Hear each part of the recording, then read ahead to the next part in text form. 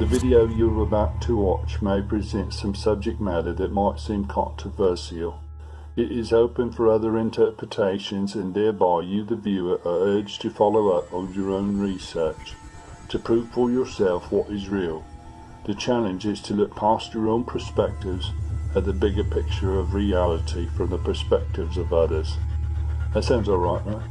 Oh, hey, it's me! I don't really talk this way. Okay, buckle up your seatbelts, stabilize your popcorn, and prepare for the ride of your life, right? And you're ready to be amazed. Or not.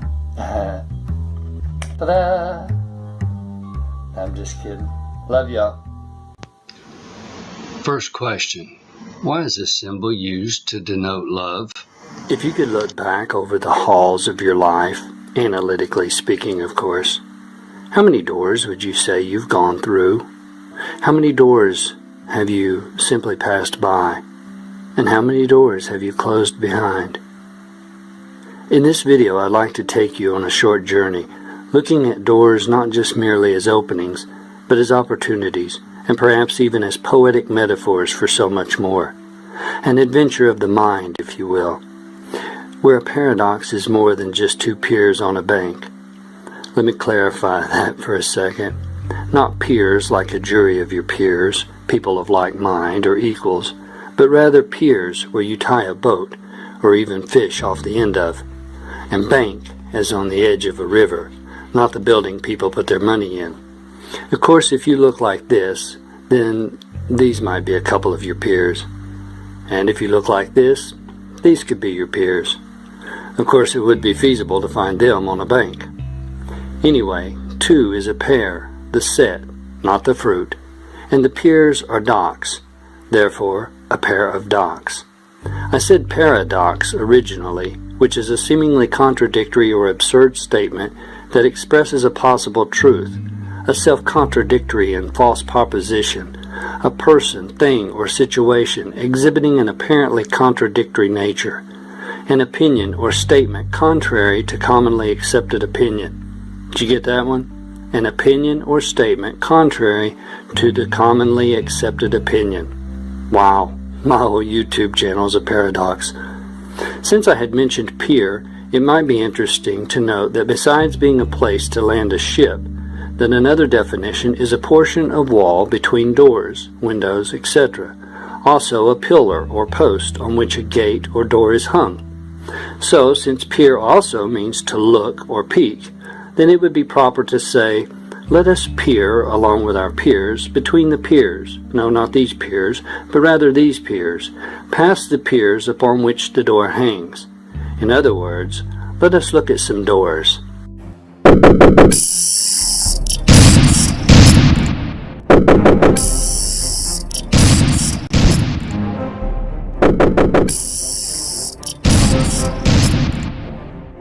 Now, as we set off on this journey, you may already be asking, what is the point?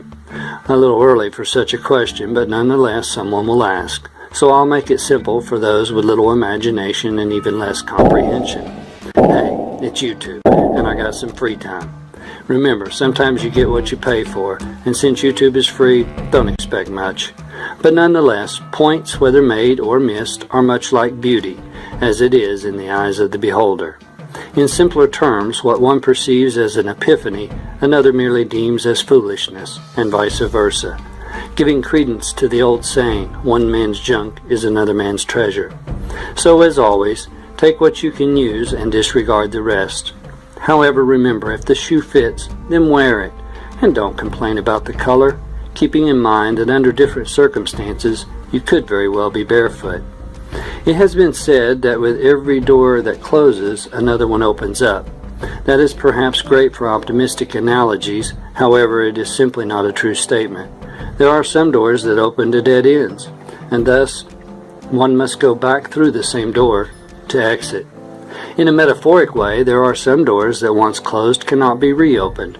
For example, missed opportunities, such as a job offer, or even a termination. A relationship that has ended badly, and perhaps even an accident or loss of life that can't be undone. These are doors that once closed become locked, as it were, and leaves one to hope for another opportunity and thereby search for another door. The wonder of doors is that they are openings to somewhere else, or to something else, the entrance to where you are not, and the exit from where you are. I wanted to begin this journey with a simple riddle concerning doors, as well as truth and deception. You are faced with two basically identical doors. However, one door leads to death and destruction, while the other leads to peace and safety. The problem is you don't know which one is which. Now, above the doors are two men, seemingly identical as well, but one man is honest and the other is a liar. Again, you do not know which is which. Now you are allowed to ask one question in order to determine which door to choose. Both men will answer that one question, bearing in mind that the honest man will always tell the truth, while the liar will always tell a lie. For example, which of you is the honest man? I am. Which of you is the liar? He's the liar. Which door is the door to death and destruction? This one. You see how it works? So what one question could you ask to know the door to safety? We'll try to come back to this later, but for now let's take a look at some other doors. When considering the concept of truth and deception, we find that our entire life is faced with this very dilemma. We are constantly making decisions based upon our observations, and sometimes even make our choices blindly on what we call our gut instincts. It always helps to have a little light on the subject, of course, so that we feel our choices are the right ones, rather than just making whimsical guesses in life-altering situations, leading us deeper into the abyss of disaster, as it were, one bad decision after another. So in reality, it pays to look behind different doors, sometimes to gain another perspective or to broaden your knowledge of a particular subject. It all really just depends on which doors you open, as to the direction you will go.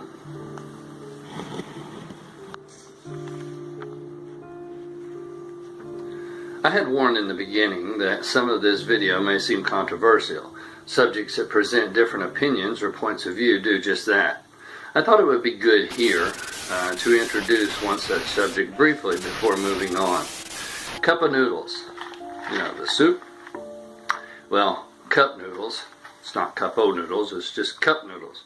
Many people believe and seem to remember it being called cup-o noodles, even though current history records that it has always been cup noodles, without the O. And the majority of people simply say that these of us remembering it with being cup-o noodles are simply just misremembering, confabulation. That's a bit ironic that a commercial from the 70s actually shows a residue of what many remember. Cup noodles, or cup-o noodles. Take a look at this and we'll move on.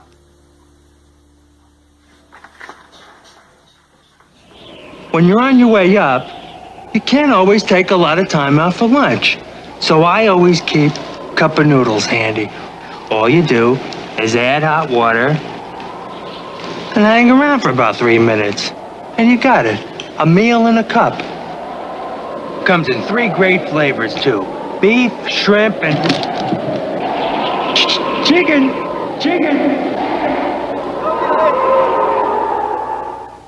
So while I prepare to enjoy my cup O, always going to be cup O noodles for me, right? Yeah. Anyway, so while I prepare to go and enjoy my noodles, you enjoy the rest of the video, if you can hang with it.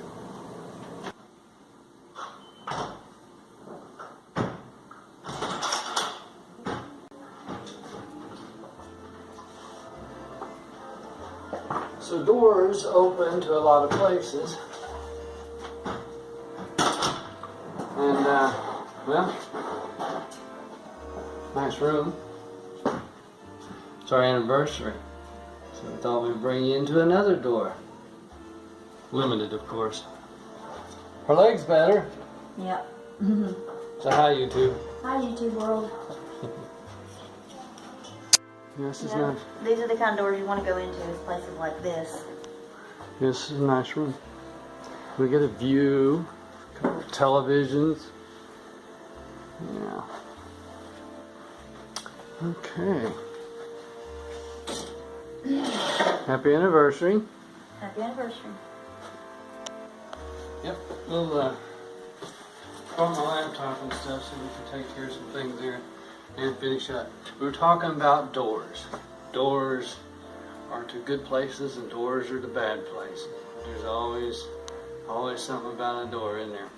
Alright, well anyway y'all, just wanted to bring you along on our journey and we'll see where we go from here.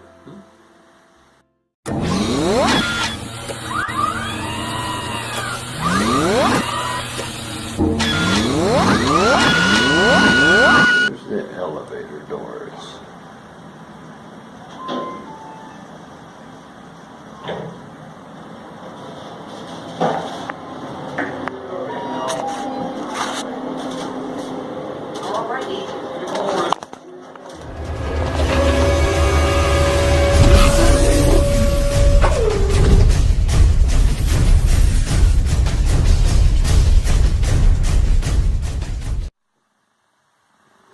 Due to time restraints and unfortunately programmed attention deficits, we will have to be brief if we hope to open many doors at all in this presentation. Since there are as many hypothetical doors of knowledge as there are stars in the heavens, we will simply just take a few minutes to peek behind some in passing. For those who have been studying what's happening in the world, that we are now located at a very, very dangerous moment in history. Well, I think that, you know, this is a culture of fear, and nobody's more afraid than people in Hollywood. They're afraid that they'll drop out of the top, you know. They're afraid that they'll drop from the bottom of the pyramid, maybe to the middle. You both were members of Skull and Bones, a secret society at Yale. What does that tell us? Not much, because it's a secret. This culture of racism and sexism and classism and genderism and all of it in place. They continually feed it, and they make a lot of money doing it. And they do it at the behest of these people their control the masters money. who run So they make all the everything. rules. You understand? And they put whatever rules they want into effect. And the truth is, America has really become a socialist, communistic country. And everybody says it's a capitalistic country. It's not a capitalistic country. What does that mean for America? How could it be capitalistic when you have a central bank? The doors we do open, no matter how brief, represent topics that could lead one down deeper corridors of understanding into a maze of lifetime studies on any particular subject. One such door as this concerns a subject and symbol that most of the world is aware of, though they may not even know why.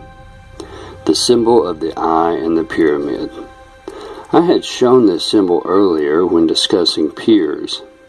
So let's open a door and take a deeper look into this symbol and why it is so widespread. Many will not like the truth behind this door, so we'll run through as fast as we can. It has been called the all-seeing eye, the eye of God, the eye of Horus, which is where it originates, but its modern title is the eye of providence. It is supposedly a symbol of illumination, linking it to Horus, the sun god, who was worshipped originally in Egypt, mainly because the sun brought life and light to the world. Again, we are going to run through this quickly, just hitting the highlights. The symbol has become synonymous with the Illuminati, as they see themselves as being enlightened or illuminated to the hidden truths of our world. It is also an important symbol in Freemasonry and other secret societies, as the capstone that rules the top. Even the MI5 British intelligence uses the symbol with the eye at the top.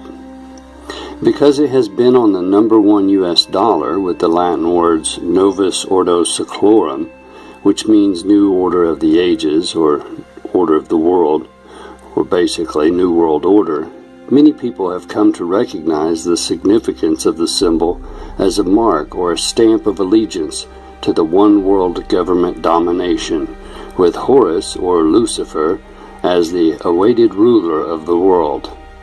As we see this symbol everywhere in mass media, from Madonna and Katy Perry to Chris Brown at the BET Awards, it is easy to understand the subliminal brainwashing that is actually taking place.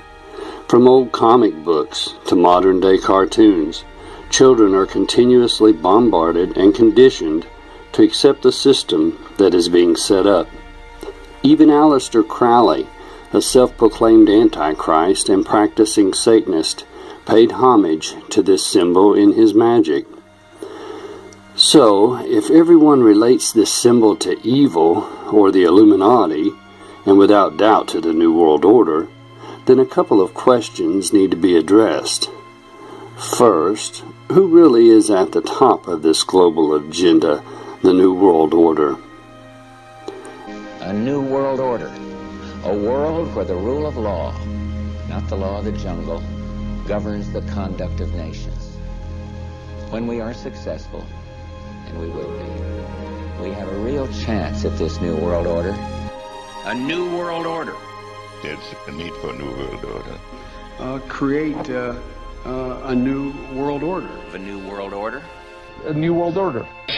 To build a new world order. A new world order. Get a new world order.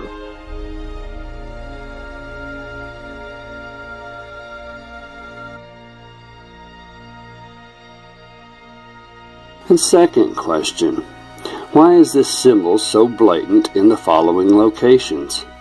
Above the Pope, in St. Peter's Basilica, the Vatican, above a Catholic statue of Mary, behind a Catholic priest, even on a priest's hat. A Catholic church in Poland, quite blatant really. The Catholic George Church in Ukraine. Atop an obelisk in Russia, inside a Russian Orthodox church. A church in Paris. Catholic church in Rome.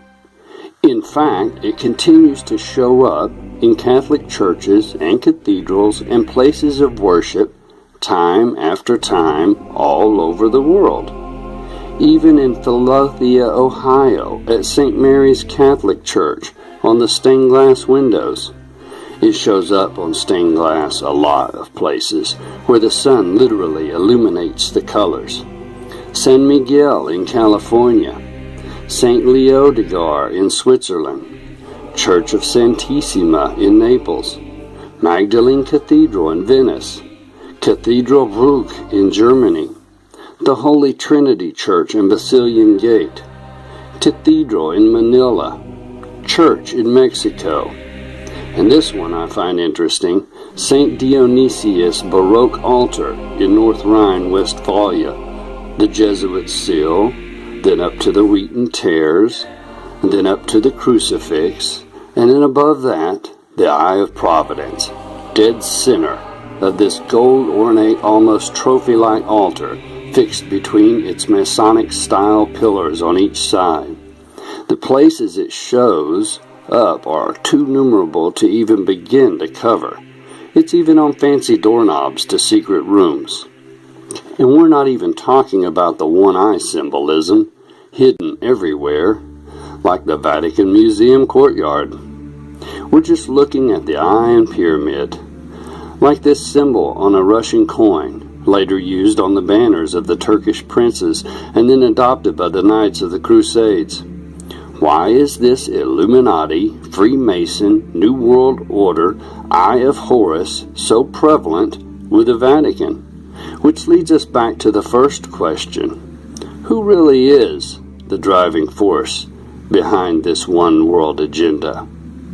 It is true this Pope has been meeting with a lot of people in power, giving advice and calling for global governance, as well as for all religions to unite under one umbrella, as it were. But the meetings of all the heads is really behind a different door altogether. So let's find the exit here and move on.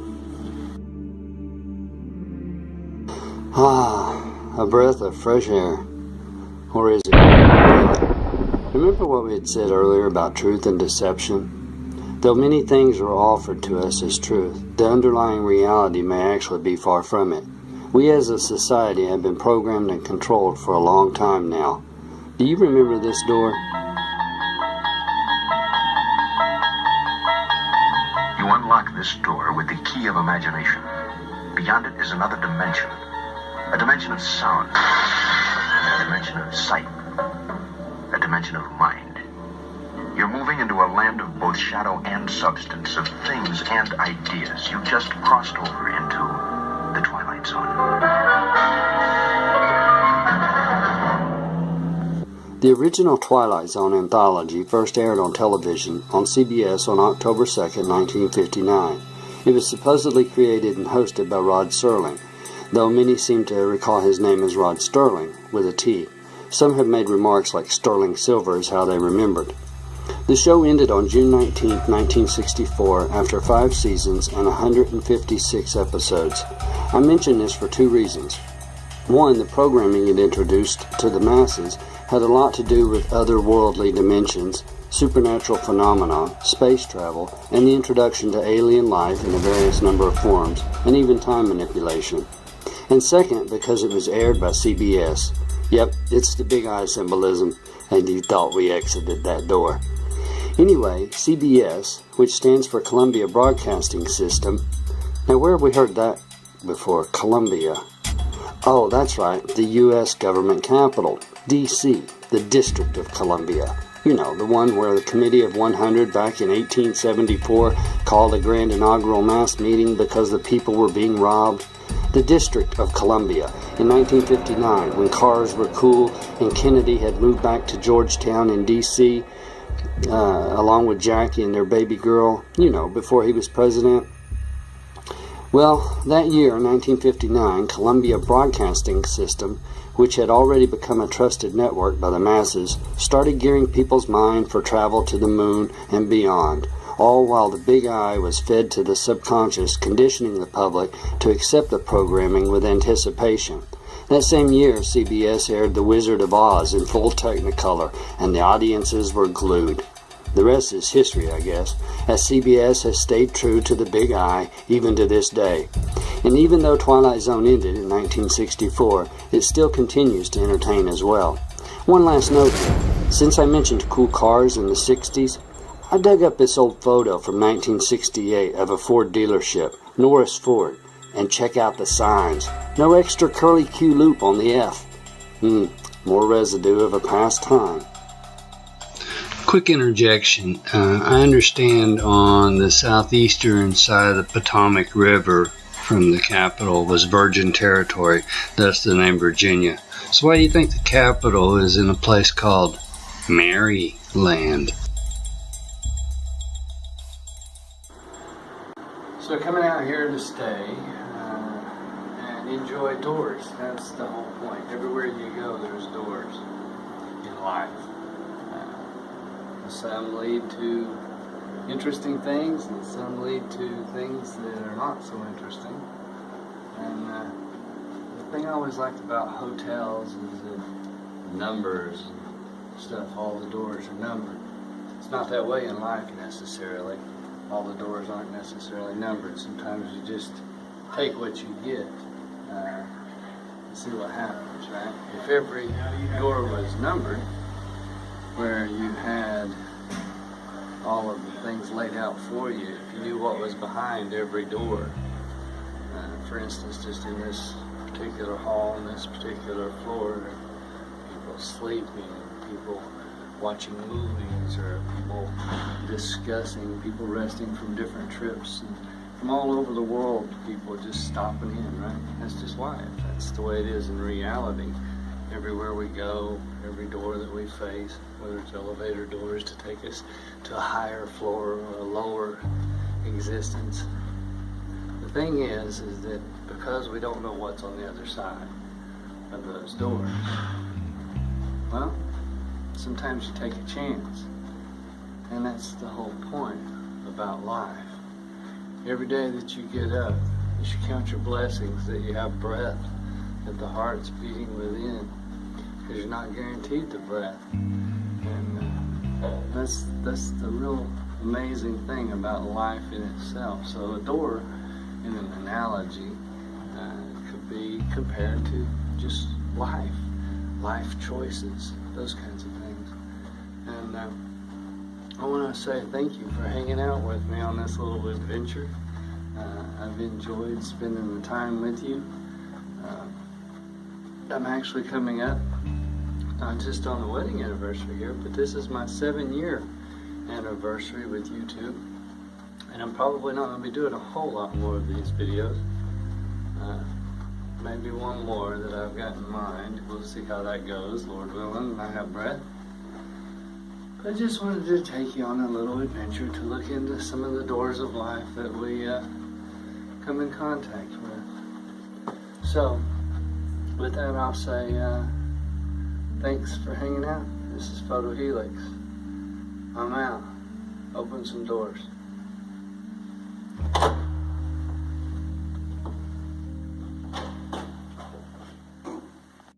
Oh yeah, the riddle. Simply ask, wait a minute, what's the sense in the riddle if I tell you the answer?